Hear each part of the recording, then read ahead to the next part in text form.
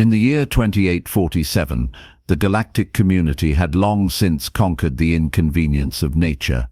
Weather was something that happened on primitive worlds, the kind of places civilized species visited with the same enthusiasm one might reserve for a sewage treatment facility tour. Rain, wind, temperature fluctuations, these were problems solved millennia ago by every species worth their starfaring credentials. Climate domes, atmospheric processors, personal shield generators that could turn a hurricane into a pleasant breeze. The Zeltharan Compact had even categorized planets by their weather stability, and anything below a Class 7 rating was deemed unfit for settlement by anyone with half a brain and access to better real estate. The survey vessel Predetermined Outcome was staffed by what the recruitment posters called a diverse crew representing the finest of galactic civilization. What this actually meant was that the vessel contained 7 beings who had never once in their pampered lives experienced genuine discomfort that could not be fixed by adjusting a thermostat. There was Commander Vexila, a Crithian whose exoskeleton was designed for climate-controlled environments and absolutely nothing else. Chief Science Officer Blawn, a gelatinous phallus whose biology required constant humidity regulation, or he would literally dry out like a forgotten grape. Navigator Quinn, a feathered avix who had descended from flying creatures but whose species had not actually flapped a wing in anger for 6,000 years.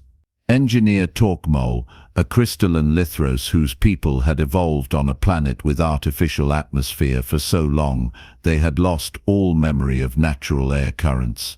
And then there was Marcus Webb, human, who had joined the crew because the pay was decent and because Earth's military had a peculiar habit of encouraging its citizens to see the galaxy before settling into comfortable obscurity.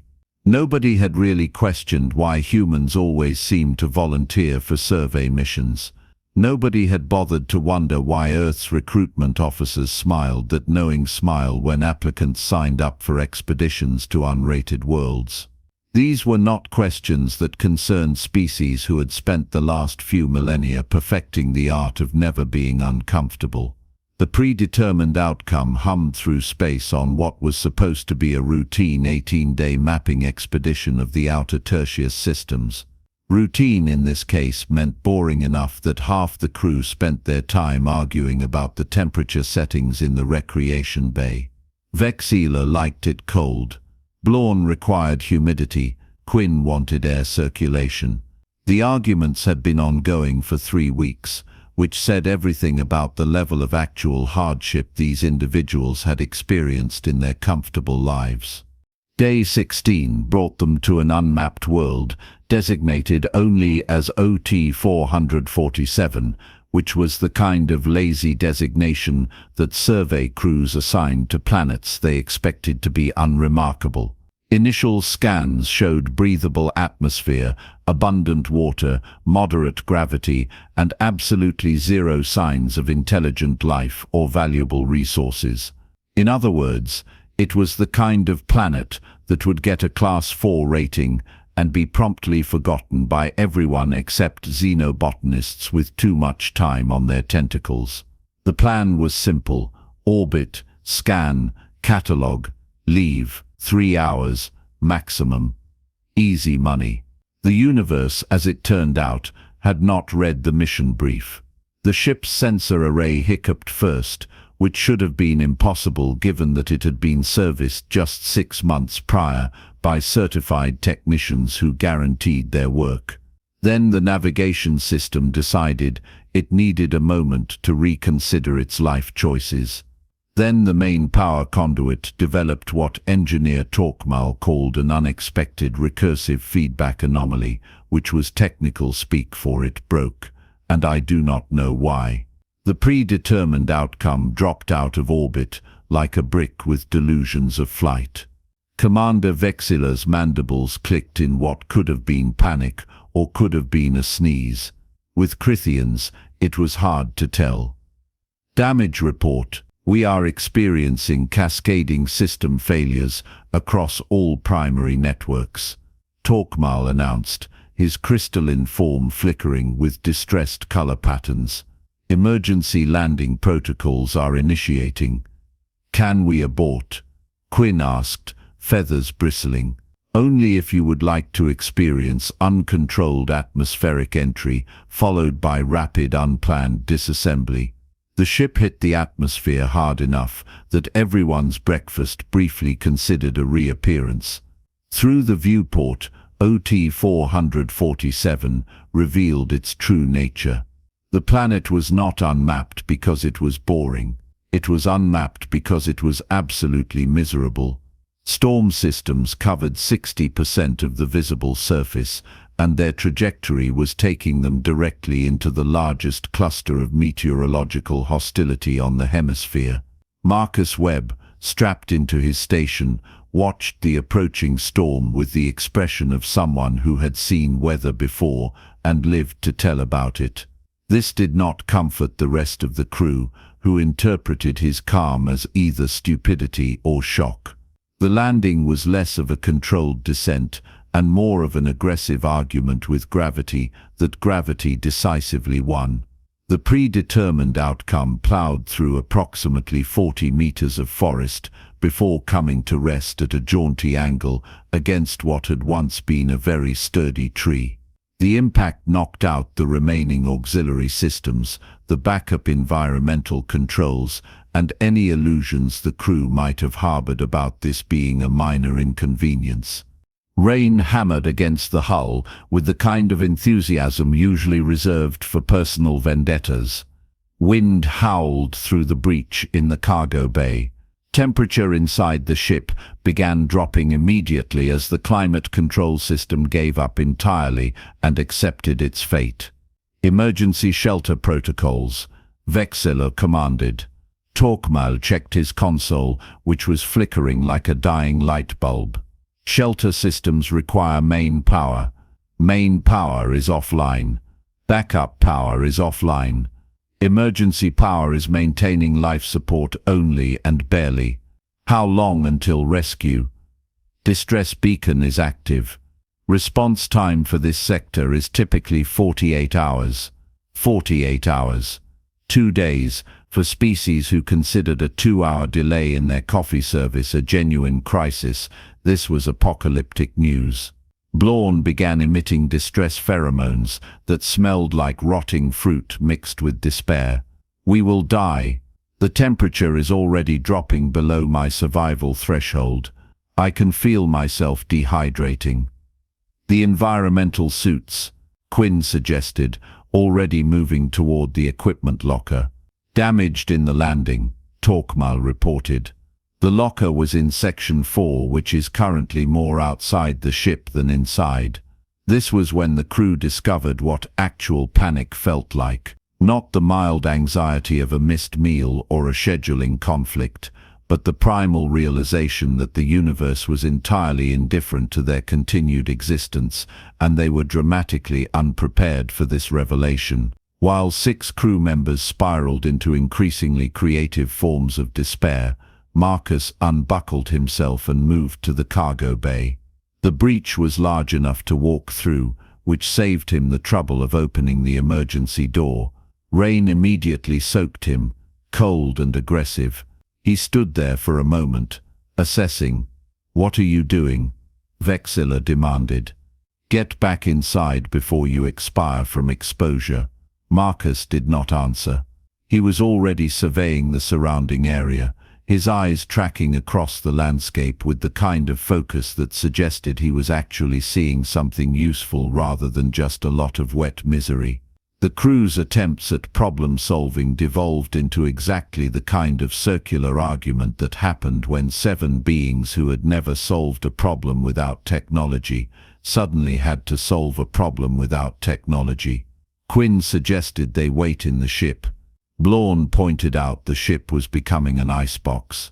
Torkmal proposed they redistribute the emergency power. Vexilla noted that would not solve the food situation. The engineer proposed cannibalizing ship components.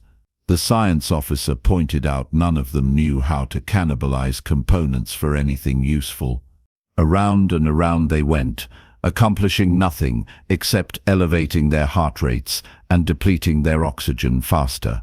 Marcus returned 40 minutes later, completely soaked, carrying an armload of materials that looked like garbage to the aliens. Branches, vines, some kind of fibrous plant material, mud-covered rocks. He dumped them just inside the cargo bay and went back out. Has the human lost cognitive function? Blorn wondered aloud. Shock, probably. Quinn agreed. The primitive parts of their brain are taking over. Marcus made 6 more trips, each time returning with different materials. Long, straight branches, broad leaves the size of dinner plates, flexible saplings, a particularly impressive flat rock that he carried like it was treasure. The crew watched with the kind of morbid fascination usually reserved for observing wildlife doing incomprehensible wildlife things. When he had enough materials, by some calculation only he understood, Marcus began working just outside the cargo bay, where the ship's hull provided a partial windbreak. He drove the longer branches into the ground in a rough circle, then bent them together at the top, lashing them with the vines. More branches filled in the gaps, woven through the frame with the kind of methodical patience that the crew found baffling. "What is it doing?" Vexila asked, mandibles clicking rapidly. "Building something," Torkmel observed, which was the kind of helpful observation that contributed nothing. The structure took shape slowly, roughly hemispherical, about 4 meters in diameter. Marcus layered the broad leaves across the frame in overlapping patterns, starting from the bottom and working up. Where gaps remained, he packed them with the fibrous plant material and mud, creating a seal against the wind and rain. The entire process took nearly 2 hours, during which the crew alternated between watching in confusion and arguing about whether they should stop him. By the time the shelter was complete, the temperature inside the ship had dropped to uncomfortable levels, even by hardy species standards. Blorn was beginning to crack at his edges, literally. Quinn's feathers were fluffed out to maximum, which helped insulation, but made him look like an overstuffed pillow with anxiety. Marcus stuck his head back into the cargo bay. "Shelter's ready. I am starting on the fire next." Fire. Vexilor repeated the word like it was a foreign concept, which, to be fair, it basically was. "You mean combustion? Controlled burning of organic material? That would be the one. That is barbaric." "That is warm," Marcus corrected. "You are welcome to stay in here and philosophize about civilization. I am going to be dry." He disappeared again. The crew looked at each other. The ship groaned as another gust of wind hit it. Water was beginning to pool on the cargo bay floor from the rain blowing through the breach. "The human has constructed a primitive dwelling," Torkmel observed, moving closer to examine it through the breach. "The design appears to be based on ancient shelter architecture. Structurally sound, if crude. It is made of sticks and leaves," Blorn protested. "So are many carbon-based life forms, technically speaking. That does not make them non-functional." Marcus was working on his next project with the same focused determination. He had cleared a small area near the shelter entrance, using the flat rock as a base. Around it he arranged smaller rocks in a circle. From somewhere he had produced what looked like dried plant material, shredded bark, and several pieces of wood in varying sizes. The crew watched as he began the fire-making process. First, he used his knife, an actual blade made of metal, which was the kind of primitive tool that most species had not touched in millennia, to shave fine curls from a piece of dry wood he had somehow found. These he arranged in a small pile. Then he pulled out something from his survival kit that looked like a metal rod and a piece of metal with a rough edge. "Is that a ferrocerium rod?" Torkmal asked, suddenly interested. I have read about those in historical databases. Marcus scraped the rod with the metal edge, sending a shower of sparks into the shaved wood. It took 3 tries before the sparks caught, creating a tiny ember that began to smoke. He bent close and blew gently, coaxing the ember into a small flame. Added the dried plant material. The flame grew, added small twigs. The flame spread, added larger sticks. Within 10 minutes, he had a genuine fire crackling inside the stone circle, producing both heat and light. The crew stared at it like it was alien technology. How did you, Quinn started? Practice, Marcus said simply. You coming out or staying in the freezer? Pride lasted approximately 30 more seconds before survival instinct overrode dignity. One by one, the crew members emerged from the ship and approached the shelter. Marcus had arranged the interior with more of the broad leaves as a ground cover, creating a dry floor. The fire's heat was already warming the space, and the shelter's design directed the smoke up and out through a gap at the top, while keeping the rain out. It was, against all expectations, actually comfortable. This is insane, Vexillor muttered, but he was already settling into the warmest spot near the fire. This is survival, Marcus corrected. Now, about dinner. Dinner. Blaun's gelatinous form quivered. We have emergency rations in the ship. Had past tense. Checked the emergency locker. It was in the section that is now decorating the forest. We have got nothing. The implication settled over the crew like a wet blanket. No food, 48 hours minimum until rescue. None of them had missed a meal in their entire adult lives. Marcus stood up. Will not be gourmet, but I saw some promising options out there. Be back in a bit. Options? Quinn asked weakly. Food that is currently alive and would prefer to stay that way. Circle of life and all that. He left them with that comforting thought and disappeared into the rain-soaked forest. The crew sat in silence, processing the reality that their survival was now dependent on the primitive skills of a species they had always considered charmingly backwards. Did he just say he is going to hunt? Blaun asked. I believe that was the implication, yes, Torkmal confirmed. With what? His bare hands. Humans are persistent predators, Torkmal said, his crystalline form reflecting the firelight in interesting patterns. Their evolutionary history includes hunting prey to exhaustion over long distances. They are actually quite efficient at it. That is horrifying. That is dinner, apparently. Marcus returned an hour later with 3 small creatures that resembled a cross between a rabbit and a bird, already cleaned and prepared. The crew's reactions ranged from revulsion to curiosity to desperate hunger. He rigged a spit over the fire using green branches and began cooking the meat, the smell of roasting protein filling the shelter. I cannot believe we are reduced to eating dead animals, Vexillor said, though his mandibles were twitching in a way that suggested his body disagreed with his philosophical stance. You eat processed protein derived from cultured cells that were once part of a living organism, Marcus pointed out. This is the same thing, just with fewer industrial steps. It is different when you do not have to look at it.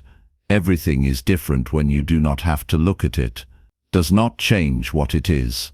When the meat was cooked, Marcus divided it among the crew. There was a long moment where nobody moved. 7 civilized beings confronting the reality of their hunger versus their cultural programming. Hunger won, as it always does. Tentatively at first, then with increasing enthusiasm, they ate. This is actually, Quinn started. Do not say good.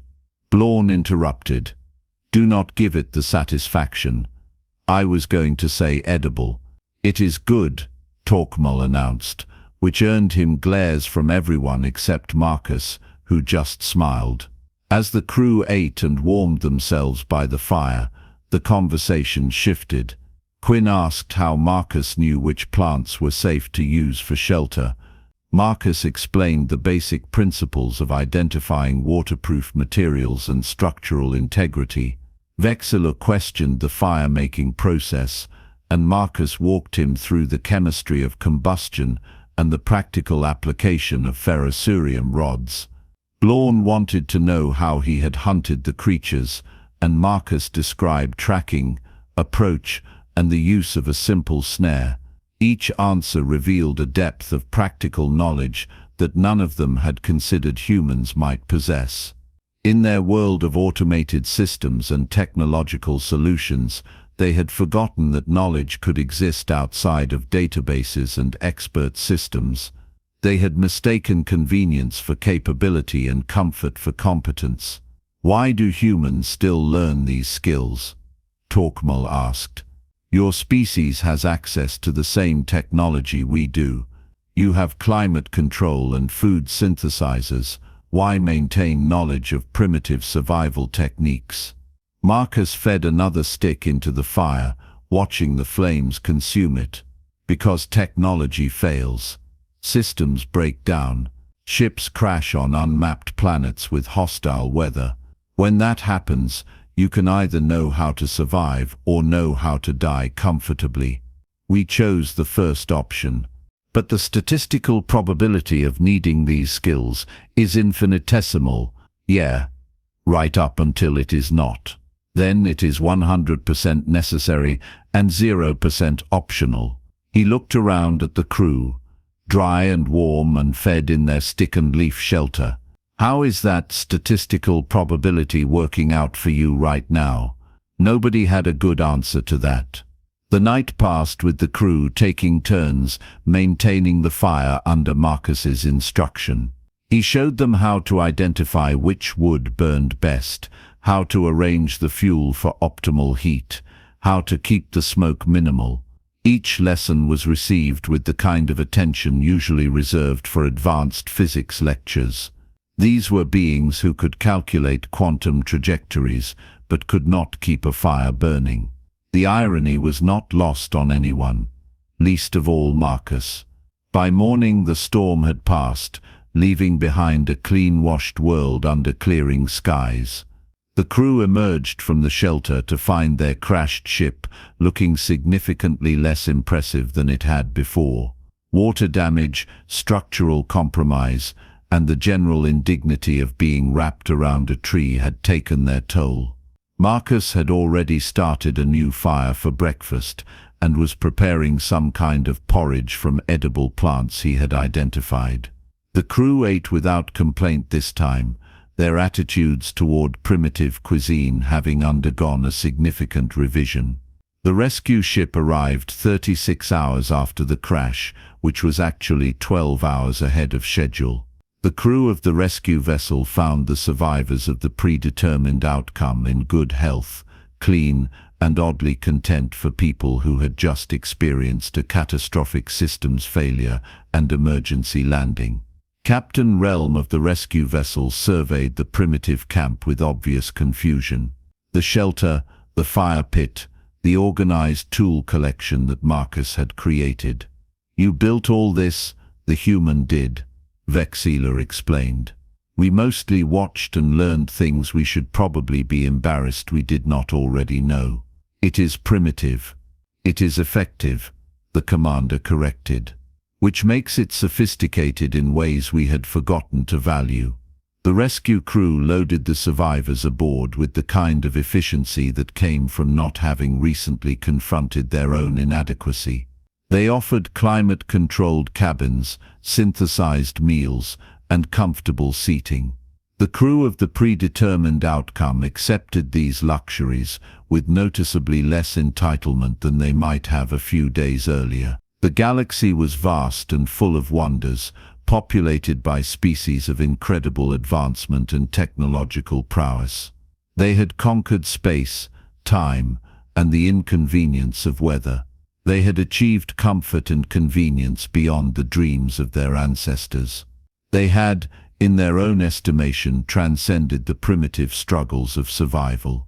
And then the rain fell without mercy, and they learned what humans had never forgotten, that sophistication without resilience is just fragility with better marketing. That, knowing how to build a fire from scratch is not primitive, it is the kind of advanced preparation that only looks simple after you have already survived the storm. The human had built fire, shelter and supper in the storm, and in doing so, had reminded the galaxy that sometimes the most advanced skill is knowing how to survive with nothing but your hands, your knowledge, and the raw materials the universe provides. Everything else, as it turned out, was just commentary.